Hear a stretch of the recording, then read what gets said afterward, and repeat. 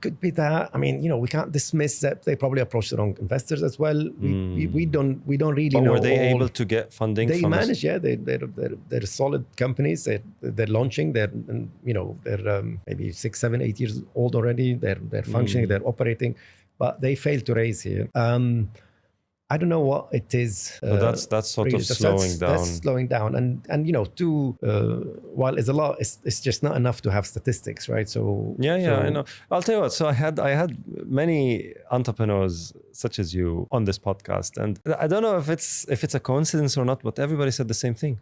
Okay, everybody said the same thing, so it can't be a coincidence, right? I mean, the concept of investor-founder relationships, and especially the maturity of the investor, but also the maturity of the founder. Let's be fair to everybody here. But predominantly, and my personal experience as well with a couple of, let's say, founders who actually moved out, one to the Netherlands and the other to Silicon Valley. I mean, that's too many for me as well, right?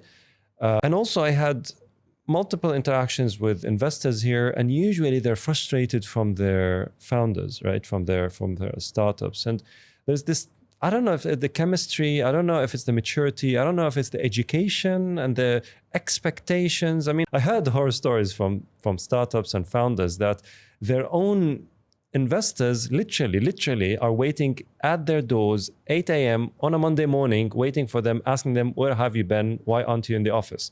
Imagine that. I mean, it's just that's crazy. Extreme. Exactly. That's eyebrows all the way up, rather, huh? And that's obviously an extreme case, and I'm sure 100% that probably that's one of one. But the point is, it exists, and there's no smoke without fire, and that sort of trust issue, I think, is building up. I mean, to be fair, most of the people who talked about this, not complained, talked about this as facts, said that.